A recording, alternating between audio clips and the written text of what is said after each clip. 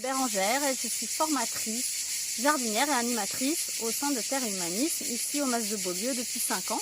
Et moi je vais vous parler de tout ce qui est projet des séjours d'immersion et du jardin ici.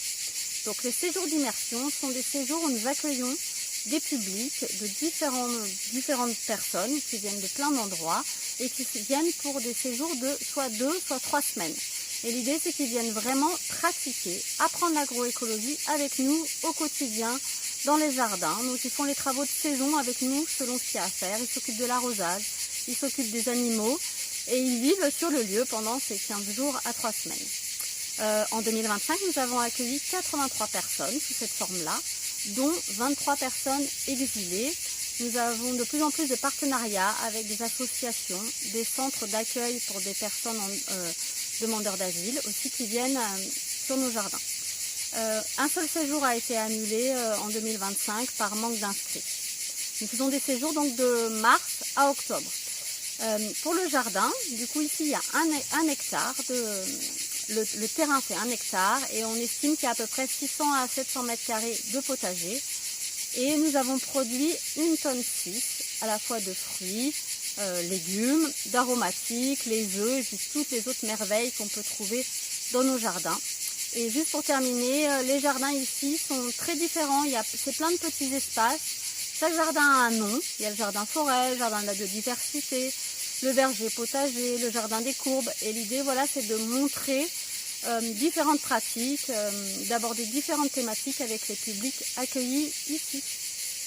Bonjour, je suis Julia Berda, chargée des projets de solidarité France à Terre et Humanisme. Je vais vous présenter les projets de notre pôle. On a un projet avec la Fédération Habitat Humanisme qui s'occupe du mal logement en France.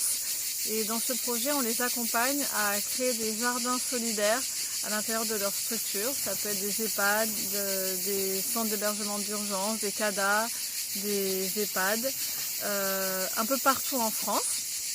C'est un partenariat qui a 6 ans. En 2025, ça a représenté 5 nouveaux jardins et 10 jardins en fin de cycle qui ont été accompagnés. Il y a également eu 2 formations cuisine au Mas de Beaulieu et 2 formations jardin, approfondissement des techniques agroécologiques au Mas de Beaulieu. Et également une formation jardin de soins et hortithérapie pour les salariés des EHPAD. Et en plus de ça, il y a eu 2 formations et installations de compostage collectif dans des EHPAD en France. Voilà, c'est un partenariat qui a 6 ans et voilà, qui est en phase de se renouveler et d'évoluer.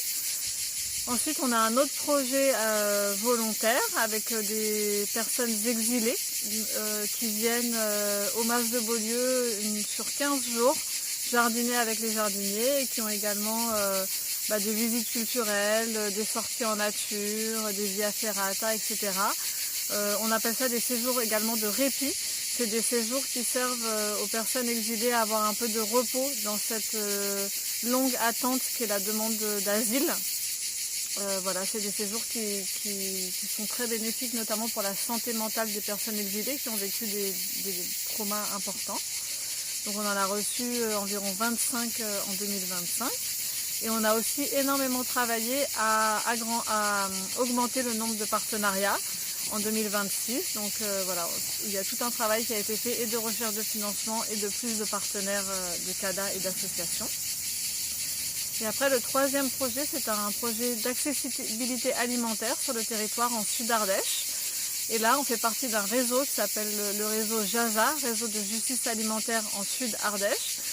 Une de nos missions principales, c'est faire du plaidoyer auprès des élus et des citoyens sur les questions d'accessibilité alimentaire et de nourriture de qualité accessible pour tous et pour toutes.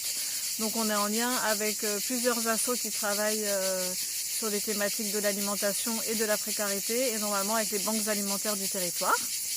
Et dans le cadre de ce projet d'accessibilité alimentaire, on a également des ateliers au Mas de Beaulieu, de cuisine, de transformation d'aliments, de plantes sauvages comestibles où les personnes qui vont à l'aide alimentaire peuvent venir se former gratuitement à Terre et Humanisme.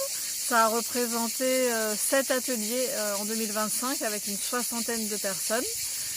Il y a également eu 10 sorties glanage sur le territoire en partenariat soit avec des particuliers, soit avec des agriculteurs. Donc voilà, ça représente une quantité assez importante de nourriture qui est redistribuée principalement aux personnes en situation de précarité, mais pas que. Voilà, il y a également eu dans la thématique un peu plaidoyer sensibilisation, il y a eu 2 conférences gesticulées en 2025. Une de Mathieu Dalmet, qui est un peu une référence en France sur les thématiques de sécurité sociale de l'alimentation, et de Bénédicte Bonzi, une autre référence en France sur les thématiques de violence et injustice alimentaire, notamment voilà, pour les personnes en situation de précarité. Donc ils sont tous les deux venus en Sud-Ardèche faire une conférence qui a réuni entre 50 et 70 personnes selon la conférence. Et on a également eu une visite apprenante avec un réseau national qui s'appelle Caravalim, qui sont venus sur 2 jours à Terre Humanisme et au Centre Social Revivre. Et ça a réuni une cinquantaine de personnes où on a travaillé voilà, sur les questions d'injustice alimentaire et les solutions aussi qu'on pouvait déployer à notre échelle sur le territoire. Et également un banquet festif qui a été fait en même temps que la conférence de Bénédicte Bonzi à la Passerelle où du coup il y a eu la conférence gesticulée suivie d'un banquet où il y a eu 90 personnes en 2025. Et voilà, c'était vraiment un franc succès, ça a permis de créer beaucoup de liens sociaux sur le territoire et de pouvoir continuer à partager sur les thématiques d'accessibilité alimentaire et aussi d'être identifié sur le territoire comme acteur sur des questions d'accessibilité alimentaire. Alors en 2025, Terre Humanisme a reçu le soutien de 24 partenaires financiers. D'abord, on voudrait remercier notre partenaire principal, le Crédit Coopératif, sur les produits de finances solidaires.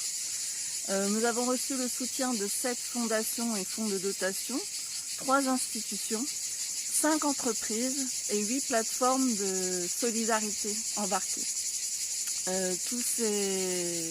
Cette diversification de ressources nous permet d'ancrer notre modèle économique et financier. Et bonjour, moi c'est Elodie et je travaille sur le pôle accompagnement et sensibilisation en lien avec le conseil et l'expertise et je vais vous présenter les activités du pôle pour l'année 2025. Grâce à notre expérience d'une trentaine d'années au jardin pédagogique du Mas de Beaulieu, on a développé depuis quelques années une activité de conseil et d'expertise. Et en particulier en 2025, ça a beaucoup consisté à la poursuite de notre programme de partenariat avec les Restos du Cœur, qui ont environ 45 jardins en production biologique au niveau national et qui approvisionnent les entrepôts de distribution alimentaire et qui faisaient face à un essoufflement de la production en lien avec des questions de fertilité et aussi le changement climatique. Donc on sillonne depuis 2 ans une bonne partie de ces jardins pour aller faire des diagnostics agroécologiques, des visites, des entretiens avec les encadrants techniques, leur remettre un rapport en formulant des recommandations techniques et on propose aussi des formations sur mesure en lien avec des thématiques ou des problématiques de gestion de l'eau, de la fertilité ou d'optimisation, planification des cultures. Donc en 2025, on est à la Bayeux, à Rennes, à Guyancourt, à Auxerre et à Angoulême. Une autre partie, un autre volet d'activité sur l'expertise, c'est le conseil aux particuliers. Donc, on a accompagné une personne à installer un système de récupération d'eau de pluie pour son jardin potager et un de nos jardiniers est également impliqué autour de l'aspect gestion des sols dans un grand projet porté par le département du Val-de-Marne autour d'une roseraie d'intérêt patrimonial. Voilà, une autre activité importante en lien avec l'expertise, c'est tout ce qui concerne le compostage. Donc à la fois en lien avec la loi Egalim et la nécessité de composter les déchets ménagers, donc en collectivité auprès de 2 EHPAD en 2025 du mouvement Habitat et Humanisme, dont Julia vous a parlé. Donc il s'agit de mettre en place voilà, des structures de compostage pour diminuer la quantité de déchets à évacuer et aussi aussi en lien avec le Cictoba et Pétale 07. Ça, c'est plus sur le territoire où on propose avec donc Fred, qui est notre jardinier maître composteur, et Arnaud, guide composteur, on propose des formations, des animations, des sensibilisations jusqu'à la mise en place de sites de compostage gérés, donc sur différentes collectivités du territoire. Par exemple, Salavas, Ruance, La Blachère, Rocle, Vallon, Barjac, Valgorge, Beaulieu. J'en oublie plein, mais voilà, ce sont des prestations qui peuvent être sollicitées sur le territoire pour améliorer la gestion des déchets organiques notamment. Évidemment, on poursuit aussi notre activité de formation avec les formations cataloguées à destination du grand public. Même si on a un petit peu diminué la voilure, on a quand même organisé 9 formations en 2025 pour 84 stagiaires.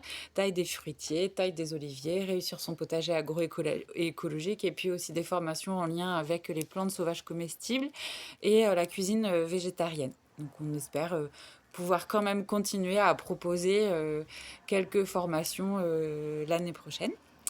Concernant les formations, on a aussi un volet formation sur mesure à destination plus d'un public agricole. Donc ce sont des structures associatives type CIVAM, groupement de producteurs bio, même chambre d'agriculture qui nous sollicitent pour des interventions assez spécifiques donc, sur les litières forestières fermentées.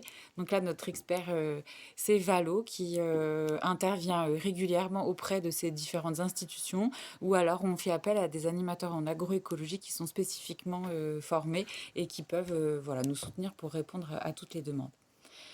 Et enfin et finalement, on accueille toujours du grand public, du public agricole en formation, BTS GPN, le CFPPA du Pradel, les lycées agricoles pour des ateliers, des visites de jardin, des ateliers pédagogiques avec des plus petits enfants. On participe et on organise des conférences.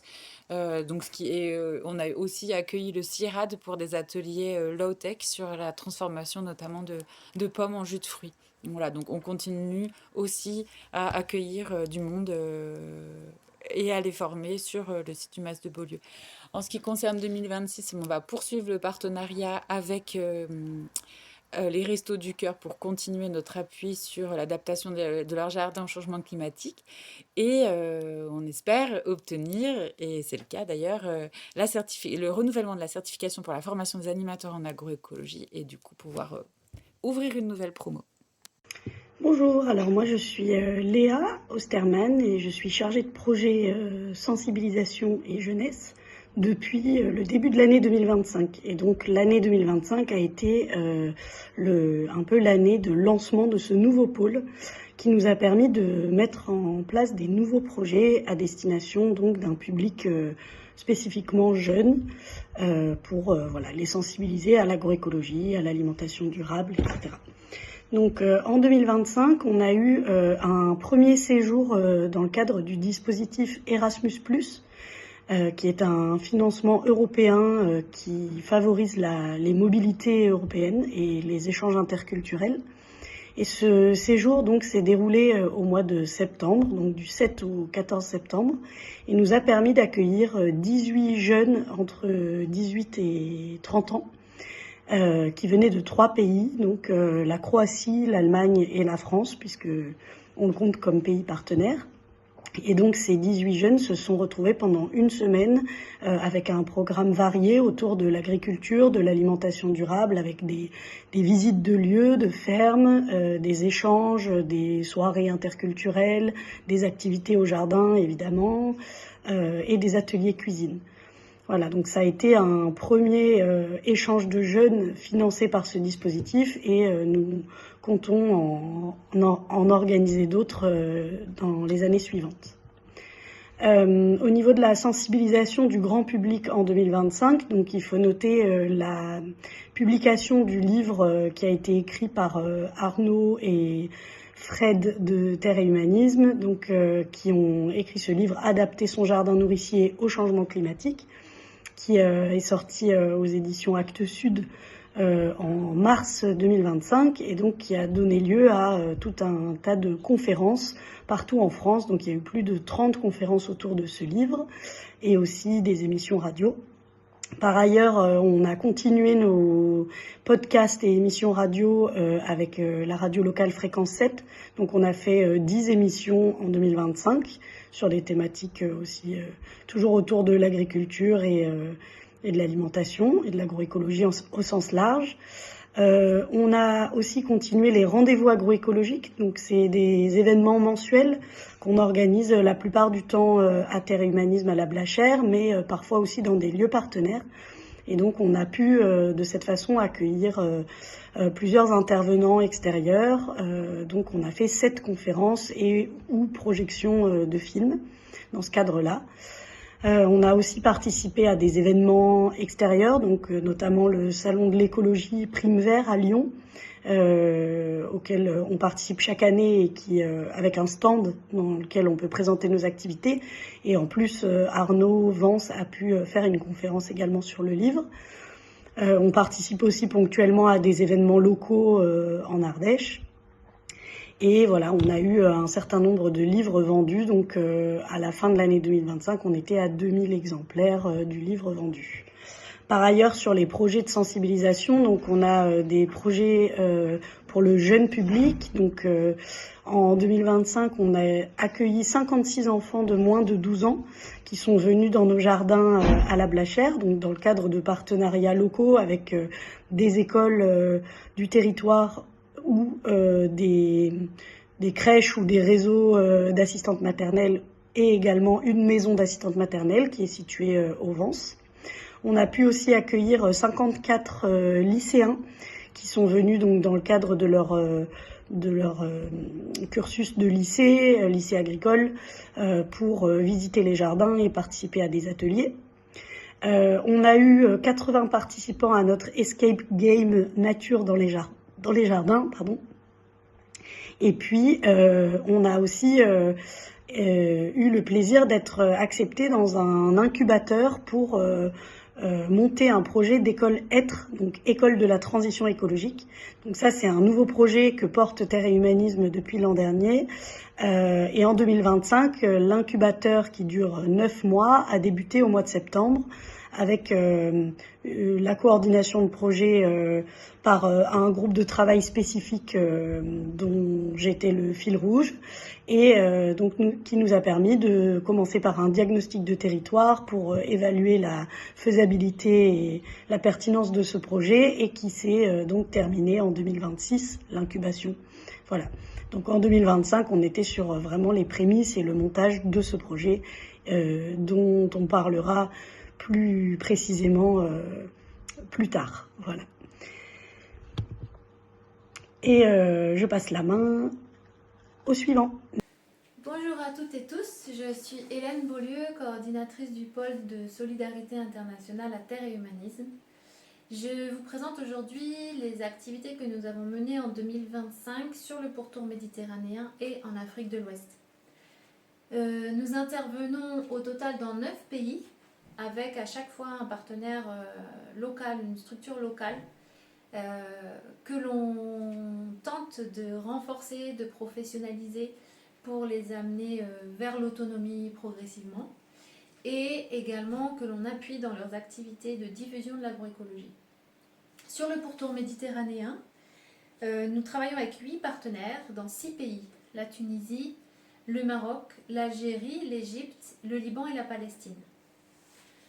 Nous avons en 2025 principalement organisé des activités de coordination et d'animation du réseau des animateurs et animatrices en agroécologie sur le pourtour méditerranéen qui avait été formé par les précédents projets mis en œuvre par TH et ses partenaires. Donc dans le cadre de cette animation et de cette coordination du réseau, nous nous appuyons sur Imen Louati qui travaille pour Terre et Humanisme et qui est basée en Tunisie. Et elle a organisé en mai 2025 des rencontres interpartenaires en Jordanie qui ont regroupé les différents représentants des 6 pays où nous intervenons et des 8 structures avec lesquelles nous travaillons. Et également un voyage d'échange au Maroc entre paysans organisé en collaboration avec Migration et Développement en décembre 2025. Voilà pour le pourtour méditerranéen. En Afrique de l'Ouest, nous travaillons dans 3 pays, 3 et demi disons. Le Burkina, le Togo et le Bénin, où on a effectivement mené des actions avec nos partenaires en 2025. Et le Mali, qui continue à participer à nos temps d'échanges et de rencontres. Nos 6 partenaires sont accompagnés par nos 2 antennes. Donc on a l'antenne historique de Terre et Humanisme basée au Burkina Faso, à Ouagadougou, gérée par Jean-Aimé Kintiga. Et puis l'antenne nouvellement installée de Terre et Humanisme au Togo, basée à Lomé, qui est gérée par Ismaël Nombré. Au Togo, nous avons, entre plein d'autres choses, TH a participé à l'organisation d'une rencontre interpartenaire en février 2025 et à un voyage d'échange également itinérant avec l'ensemble de nos partenaires maliens, burkinabés, togolais et béninois, où nous sommes partis en bus à la rencontre des initiatives togolaises et béninoises sur une durée d'une semaine. Nous avons également, grâce à l'appui d'un stagiaire de l'Institut Supagro de Montpellier, stagiaire puis alternant, Antoine Delorme, nous avons pu collecter des données sur 8 fermes agroécologiques du réseau national des animateurs, du réseau national des acteurs de l'agroécologie au Togo, le RENAT, 8 fermes membres de ce réseau, et une fois les données collectées, analysées, mises en page, mises en forme, ça a donné des fermoscopies, 8 fermoscopies qui sont en fait des fiches d'identité de ces fermes, qui sont finalement aussi une capitalisation qui permet de donner à voir ce que peut être l'agroécologie au Togo et les différentes facettes qu'elle peut prendre. Au Bénin, nous avons continué à appuyer notre partenaire ORAD à diffuser et répliquer des jardins de cases, qui sont des petits jardins de 36 mètres carrés à proximité des habitations, à destination principalement des femmes, afin qu'elles puissent autoconsommer les légumes et vendre le surplus. Les femmes ont été formées en agroécologie et ont aussi activement participé au reboisement des alentours de leurs habitations et des jardins. Enfin, au Burkina, nous avons pu collaborer avec le réseau burkinabé des initiatives agroécologiques, qui a installé 2 jardins scolaires dans la zone de Koupéla, qui permet de sensibiliser, former élèves et enseignants, et également fournir les cantines scolaires en aliments sains, en légumes sains et diversifiés. Nous avons également soutenu 3 projets d'agroforesterie auprès de nouveaux partenaires au Burkina Faso, 10 projets d'animateurs et d'animatrices endogènes en agroécologie, ça peut être de l'élevage, du maraîchage, la sécurisation du foncier, des formations de la sensibilisation, et 2 rencontres régionales de ces animateurs et animatrices en agroécologie ont pu être organisées. En 2026, nous allons tenter de faire au moins autant, voire plus, en espérant trouver des financements. Merci pour votre attention. Je vous présente ce qui a été fait à la ferme de la Noria en 2025. Donc un grand effort de fait, en tout cas prolongé sur la régénération et l'installation de la biodiversité sur la ferme.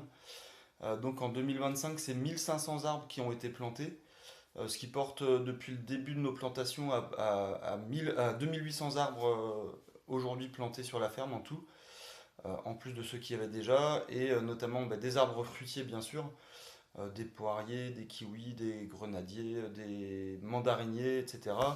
Mais aussi des arbres qui ont plus vocation à refuge pour la biodiversité, des arbres mellifères, des arbres pour héberger la faune, et aussi des arbres légumineuses pour contribuer à la régénération de nos sols. En parlant de sol, aujourd'hui, c'est 3 hectares de sol qui sont en cours de régénération par différentes techniques, notamment les engrais verts, une évolution dans nos pratiques de travail du sol, etc. Pour accueillir la biodiversité, c'est aussi 2 mares qui ont été installées en 2025. Grâce aux inventaires qu'on effectue depuis quelques années, aujourd'hui on a dénombré 60 espèces faunistiques installées sur la ferme, ce qui est plutôt pas mal pour une ferme de cette surface. En termes d'alimentation, on prolonge la vocation productive de la ferme. C'est 30 espèces de fruits et légumes qui sont produits annuellement sur la ferme. On est présent sur 3 lieux de vente différents en 2025, donc bien sûr le marché hebdomadaire à la Noria, des points de vente sur la commune de Bessèges qui est proche de la Noria, et une présence aussi d'Axel, dont je vous reparlerai après, sur le marché de Saint-Ambrois.